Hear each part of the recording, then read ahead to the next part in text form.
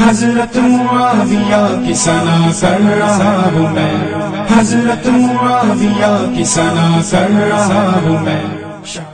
چار سو پانی ہی پانی تھا، پھر اس کائنات کے خالق و مالک کی آواز پر اسی پانی میں سے خشکی کا جو ٹکڑا سب سے پہلے لبیک کہتا ہوا ابھرا، اسی مقام پر آج کعبۃ اللہ ہے۔ اسی مبارک مقام کے ارد گرد کا علاقہ حجاز مقدس کہلاتا ہے۔ سنگلاخ پہاڑوں اور تپتی ہوئی ریت پر مشتمل یہ علاقہ بالکل بے آباد اور سنسان تھا۔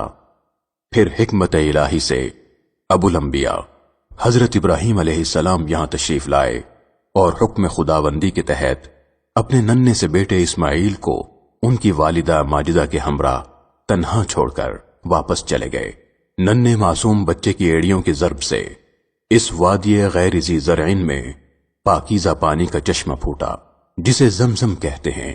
جہاں پانی ہو وہاں ایک نئی دنیا جنم لیتی ہے۔ چنانچہ یہ علاقہ دھیرے دھیرے آہستہ آہستہ آباد ہونے لگا۔ مختلف قبائل اس علاقے میں آ بسے۔ ان تمام قبائل میں سب سے نمایاں اور قابل احترام قبیلہ قریش تھا۔ پھر اس قبیلے کے 10 خانوادے معروف تھے۔ ان 10 خانوادوں میں سے سب سے زیادہ قابل عزت، قابل احترام بنو ہاشم تھے۔ بنو ہاشم کے جد اعلیٰ عبد مناف تھے۔ عبد مناف کے 4 بیٹے تھے، ہاشم، عبد شمس، نوفل اور مطلب۔ عبد مناف کے بڑے بیٹے ہاشم کے خانوادے میں وہ انسان پیدا ہوا کہ جو انسانیت کے رہبر و رہنما بنے، یعنی ہم سب کے آقا و مولا حضور نبی مکرم نور مجسم سب سے مقدم حضرت محمد مصطفیٰ صلی اللہ علیہ وسلم۔ آپ چونکہ بنو ہاشم میں پیدا ہوئے، اسی بنیاد پر آپ کو ہاشمی لقبی بھی کہا جاتا ہے۔ آپ صلی اللہ علیہ وسلم کی ولادت باسعادت کی بدولت حجاز کے سنگلاخ پہاڑوں اور لق و دق صحرا پر مشتمل علاقے میں گویا بہار آ گئی ہو۔ پھر اسی عبد مناف کے دوسرے بیٹے عبد شمس کے ہاں ایک بیٹا پیدا ہوتا ہے جس کا نام امیہ رکھا جاتا ہے۔ یہ بچہ بڑا ہو کر بہت باصلاحیت ثابت ہوتا ہے۔ اپنی صلاحیتوں، خوبیوں اور کمالات کی بدولت وہ اتنا معروف ہوتا ہے کہ لوگ عبد شمس کا نام بھول جاتے ہیں اور اس خانوادے کو بنو امیہ کا نام مل جاتا ہے۔ ادھر سرور دو عالم صلی اللہ علیہ وسلم کی عمر مبارک 35 برس ہو چکی ہے۔ دھیرے دھیرے آہستہ آہستہ آپ اعلان نبوت کی عمر کو بڑھ رہے تھے۔ یہ سن 606 عیسوی تھا جب دوسری جانب بنو امیہ کے ایک انتہائی جہاں دیدہ، ذہین اور سردار ابو سفیان کے ہاں ایک بیٹا پیدا ہوتا ہے۔ خوبصورت، سرخ و سفید، موٹی موٹی آنکھیں اور سر قدرے بڑا۔ ابو سفیان نے جب اپنے اس بچے کو دیکھا تو کہا، میرا بیٹا بڑے سر والا ہے، یہ اس لائق ہے کہ قوم کا سردار بنے۔ اس بچے کی ماں ہند نے کہا کہ نہیں، صرف اپنی قوم کا ہی نہیں بلکہ یہ پورے عرب کا سردار بنے گا۔ اس خوبصورت روشن آنکھوں والے بچے کا نام معاویہ رکھا گیا۔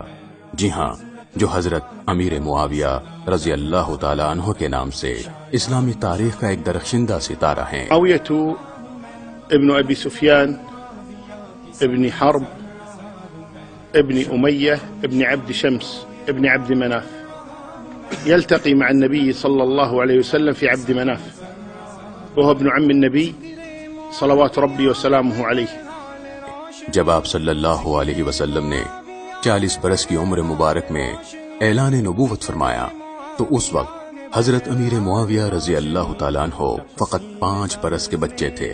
آپ کے والدین چونکہ اپنے قبیلے کے سرکردہ اور سردار تھے، چنانچہ انہوں نے عرب دستور کے مطابق آپ کی تربیت میں کوئی کمی نہ چھوڑی۔ مختلف علوم و فنون سے آپ کو آراستہ کیا۔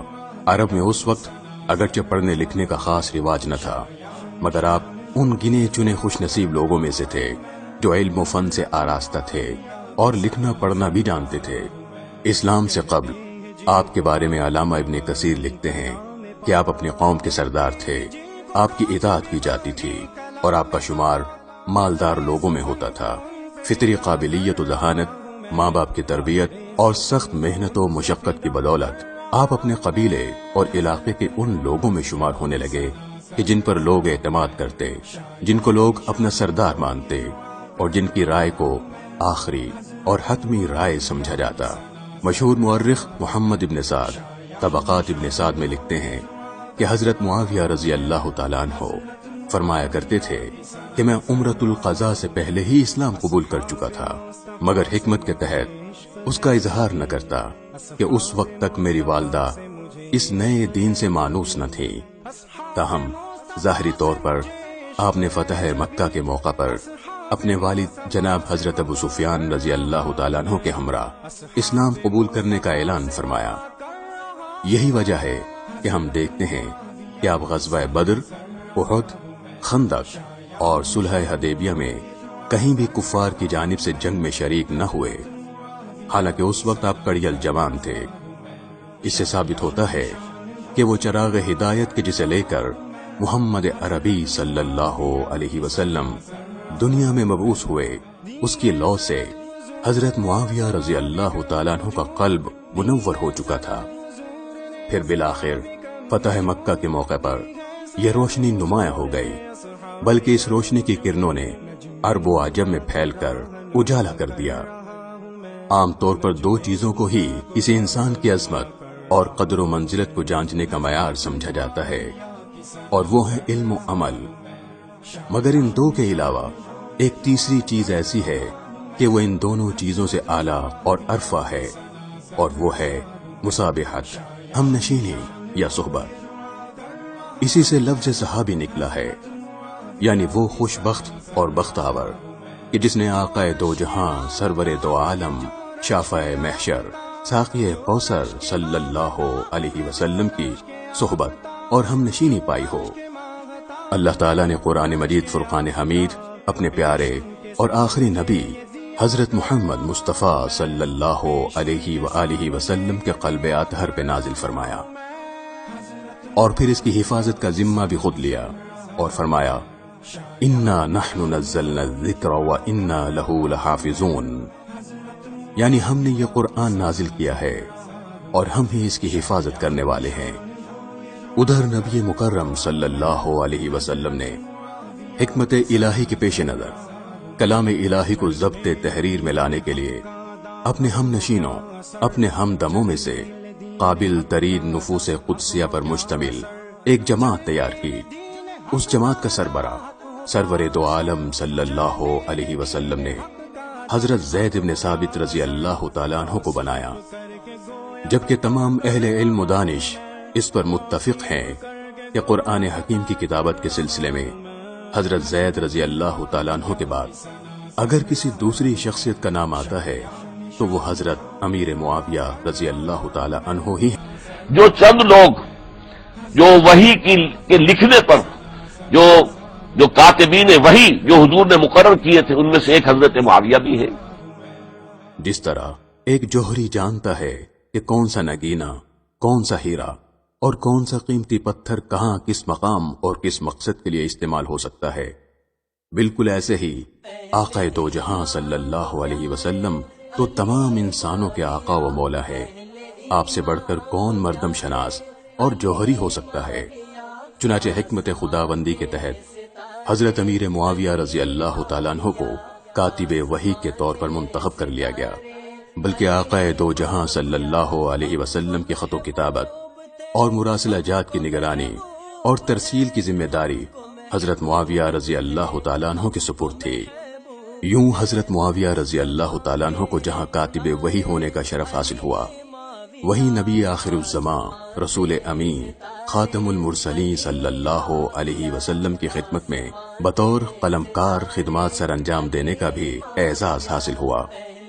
یہی دو باتیں آپ کی امانت و دیانت اور عدالت کا سب سے بڑا ثبوت ہیں، اور پھر اس سے بھی بڑھ کر خود پروردگار عالم قرآن مجید فرقان حمید میں ارشاد فرماتا ہے فی صحف مکرمہ مرفوعات مطہرہ بأیدی سفرۃ کرام بررہ، یعنی یہ قرآن قابل ادب اوراق میں لکھا ہوا ہے جو بلند مقام پر رکھے ہوئے اور پاک ہیں، ایسے لکھنے والوں کے ہاتھوں میں ہیں جو بلند مرتبہ اور نیکوکار ہیں۔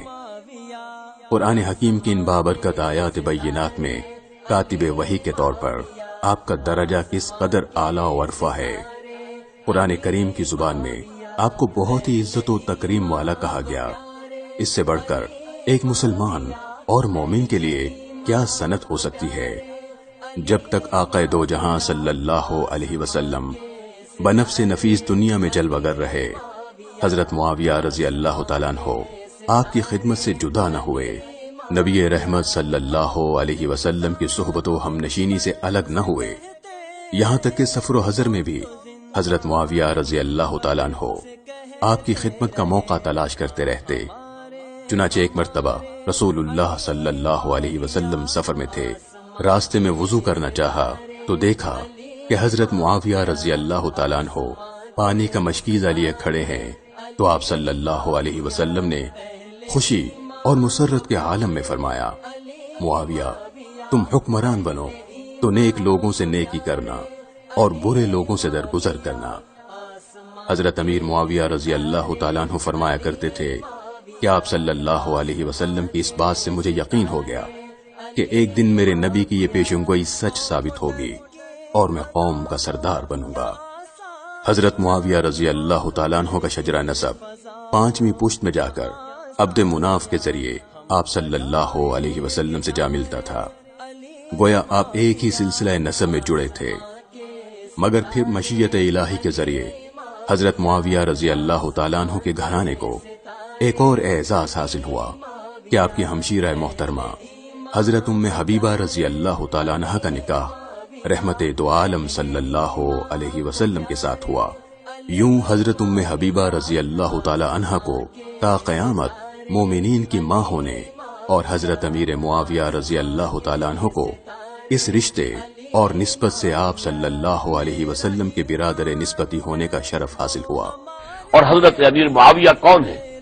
وہ خود ایک صحابی رسول ہے، جلیل القدر صحابی رسول ہے کہ حضرت معاویہ رضی اللہ تعالیٰ عنہ کی ایک ہمشیرہ ام حبیبہ رضی اللہ تعالیٰ عنہ حضور کے ازواج مطہرات میں سے ہے، تو حضور کے گویا کے برادر نسبتی ہوئے۔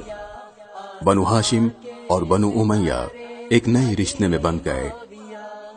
حضرت صلی اللہ علیہ وسلم کے وصال کے بعد حضرت معاویہ رضی اللہ تعالیٰ عنہ اور والد گرامی حضرت ابو سفیان رضی اللہ تعالیٰ عنہ نے حضرت ابو بکر صدیق رضی اللہ تعالیٰ عنہ کے ہاتھ پر بیعت کی۔ عہد صدیقی میں حضرت معاویہ کا شمار خلافت کے اولین افراد میں ہوتا تھا۔ تذکرہ نگاروں کا کہنا ہے کہ خلافت صدیقی کے ابتدائی ایام میں حضرت معاویہ روایت حدیث کی جانب متوجہ ہوئے، اور اس زمانے میں آپ نے حضرت ابو بکر، حضرت عثمان اور اپنی ہمشیرہ محترمہ ام المومنین حضرت ام حبیبہ رضی اللہ تعالیٰ عنہ سے متعدد احادیث روایت کی۔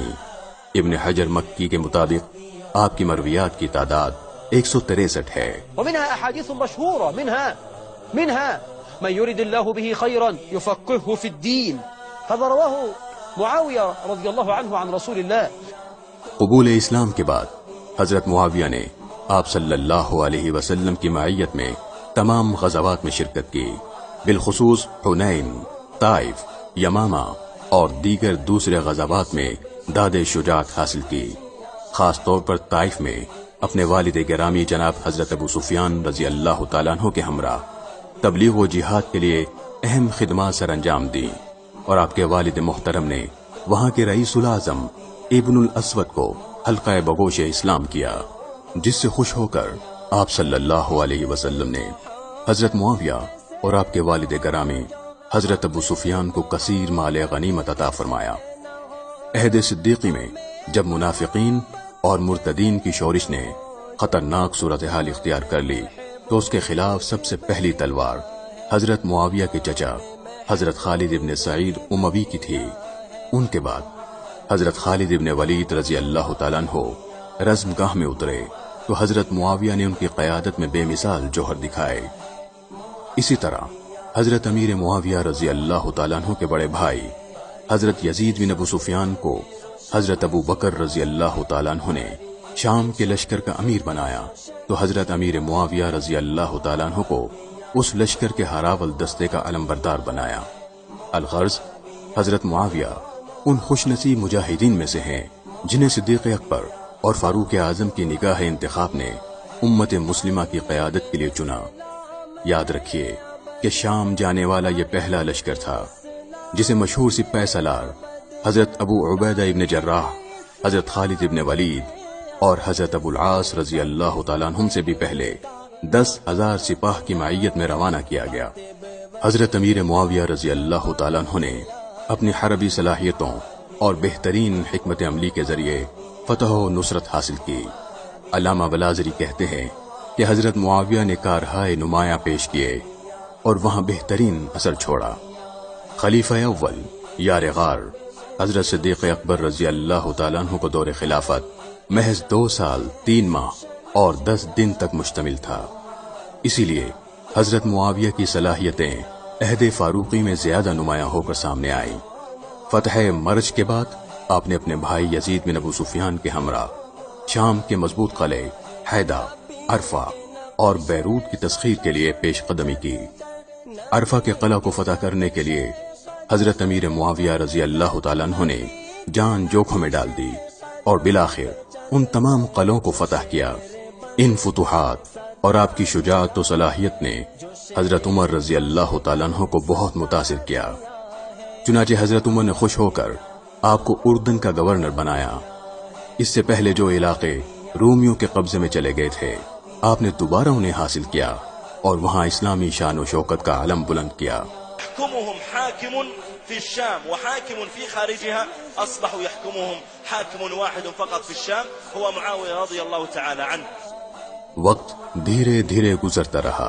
عہد صدیقی، عہد فاروقی، عہد عثمانی کے بعد علم و شجاعت کے پیکر، ہمدم رسول، داماد پیغمبر، جگر گوشہ رسول، سیدہ فاطمہ بطول کے شوہر نامدار، حسنین کریمین کے والد گرامی، شیر خدا حضرت علی کرم اللہ وجہہ کو ایک باغی ابن ملجم نے حملہ کر کے شدید زخمی کر دیا۔ انہی زخموں کی بدولت علی شیر خدا بالآخر جام شہادت نوش فرماتے ہوئے فردوس بری کے مسافر ہوئے، جہاں اس باب العلم اور اسد اللہ الغالب کے پیشوا اور رہنما اپنے یاروں کے ہمراہ ان کے منتظر تھے۔ تاریخ ابن کثیر اور ازالت الخلفاء میں تحریر ہے کہ جب حضرت علی رضی اللہ تعالیٰ عنہ کا رحلت کا وقت قریب آیا تو انہوں نے اپنے لخت جگر سیدنا حسن رضی اللہ تعالیٰ عنہ کو بلایا اور وصیت کی کہ بیٹا، میرے نور نظر، میرے بعد امت میں انتشار نہ ہونے دینا۔ معاویہ کی خلافت کا موقع آ جائے تو امارت قبول کرنے سے انکار نہ کرنا، ورنہ امت کا شیرازہ بکھرتے ہوئے دیکھو گے۔ چنانچہ ربیع الاول سن 41 ہجری میں سیدنا حسن رضی اللہ تعالیٰ عنہ نے سیدنا معاویہ رضی اللہ تعالیٰ عنہ کی امارت کو قبول فرمایا اور یوں اپنے ابا حضرت علی شیر خدا کی وصیت و نصیحت پر عمل پیرا ہو کر امت میں اتفاق و اتحاد کا باعث بنے۔ یوں مسند خلافت پر جلوہ افروز ہونے کے بعد حضرت امیر معاویہ رضی اللہ تعالیٰ عنہ نے علماء و اشراف کی مدد سے ایک مجلس شورا بنائی جس میں فیصلہ کیا گیا کہ پہلا قدم خارجیوں کے خلاف اٹھایا جائے گا جو کھلم کھلا امت میں بغاوت اور فتنہ و فساد کا باعث تھے۔ چنانچہ اپنی فہم و فراست سے 1 سال کے قلیل عرصے میں آپ نے اس فتنے کا سر کچل دیا۔ خارجیوں سے لڑائی کے دوران ہی آپ نے قاتلین عثمان کو بھی چن چن کر واصل جہنم کیا۔ سن 48 ہجری میں حضرت امیر معاویہ رضی اللہ تعالیٰ عنہ نے اسلامی تاریخ کا وہ ناقابل فراموش معرکہ سر انجام دیا جس کے تحت شمالی افریقہ کے جنگلات کاٹ کر 40,000 فوجی ماہرین کو بحری جہاز بنانے کا حکم دیا۔ چنانچہ چند ماہ کے عرصے میں 1,700 بحری جہازوں پر مشتمل ایک دیو ہیکل بحری بیڑا تیار کیا گیا۔ آتش کدائے کفر سرد ہوا اور رومیوں کو عبرتناک شکست ہوئی۔ اسلامی تاریخ میں حضرت امیر معاویہ رضی اللہ تعالیٰ عنہ، حضرت عمر فاروق رضی اللہ تعالیٰ عنہ کے بعد وہ واحد مدبر، منتظم، مجاہد اور سیاسی بصیرت کے حامل حکمران ہیں جنہوں نے اسلامی فتوحات کا دائرہ بلاد عرب و عجم اور یورپ و افریقہ تک وسیع کیا۔ حضرت فاروق اعظم کہ جن کی خلافت کی سرحدیں 23 لاکھ مربع میل تک پھیلی تھیں، ان کو ترقی زار بنایا، بلکہ ان سرحدوں کو وسیع کرتے ہوئے 64,15,000 مربع میل کے علاقوں تک پھیلا دیا۔ یاد رکھیے کہ ہمارا پاکستان تقریباً 3.5 لاکھ مربع میل کے علاقے پر مشتمل ہے۔ سیدنا امیر معاویہ رضی اللہ تعالیٰ عنہ نے اپنی حکمت، بصیرت اور اعلیٰ صلاحیتوں کی بدولت کابل، قندھار، درہ خیبر، بولان، قلات اور ایشیائی ممالک سمیت شمالی افریقہ کے دروازوں پر آ کر دستک دی، بلکہ 1400 سالہ اسلامی تاریخ میں پرتگال سے لے کر چین تک پھیلی ہوئی وسیع و عریض حکومت جو 64,15,000 مربع میل تک پھیلی تھی، اس عظیم مملکت پر حکمرانی کی۔ معاویہ رضی اللہ تعالیٰ عنہ ان کا دور خلافت اب 20 برس ہے، اندازہ کیجئے، یہ پورے 20 برس کوئی اندرونی خلفشار نہیں ہوا، کوئی جھگڑا نہیں ہوا، کوئی فساد نہیں ہوا، بلکہ جو فتوحات کا دائرہ تھا شروع ہو گیا۔ مکرار اور سندھ کے علاقے فتح ہوئے، کابل اور یہ افغانستان کا علاقہ فتح ہوا، ترکستان کے علاقوں کے اندر پیش قدمی ہوئی۔ سرور دو عالم صلی اللہ علیہ وسلم حضرت امیر معاویہ رضی اللہ تعالیٰ عنہ سے خصوصی شفقت فرماتے۔ ذخیرہ احادیث میں کئی مقامات پر آپ کی فضیلت و برکت کے حوالے سے احادیث ملتی ہیں۔ آپ صلی اللہ علیہ وسلم نے فرمایا، اے اللہ، معاویہ کو ہدایت یافتہ، ہدایت دینے والا اور اس کے ذریعے لوگوں کو ہدایت عطا فرما۔ پھر فرمایا، اے اللہ، معاویہ کو حساب و کتاب سکھا اور اسے عذاب سے بچا۔ اے اللہ، معاویہ کو کتاب سکھلا دے اور شہروں میں اسے حکمران بنا اور اسے عذاب سے بچا۔ ایک جگہ فرمایا، معاویہ میرا راستان ہے، جس نے اس سے محبت کی نجات پا گیا اور جس نے اس سے بغض رکھا ہلاک ہو گیا۔ پھر حضرت معاویہ کے لیے حضور کی دعا ہمیں ملتی ہے، اللہم اجعلہ ہادیا مہدیا، اے اللہ اسے ہادی ہدایت دینے والا بنا دے اور مہدی بنا دے جو ہدایت یافتہ ہو۔ تو یہ ان کی شان ہے۔ So Amir Muawiyah radiallahu ta'ala isn't just an ordinary Sahabi. He is one of those extinguished Sahabis, distinguished Sahabis. One of those distinguished Sahabis about whom Rasulullah sallallahu alaihi wasallam made special prayers and gave special advice to, personal advice to, because Amir Muawiyah radiallahu ta'ala anhu, amongst his general honor of being a companion of Rasulullah, ایک دوسرے مقام پر یہ دعا دی کہ اے اللہ، معاویہ کو علم سے بھر دے۔ پھر آپ صلی اللہ علیہ وسلم نے پیشن گوئی کرتے ہوئے فرمایا، میری امت کا سب سے پہلا لشکر جو بحری جہاد کرے گا اس پر جنت واجب ہے۔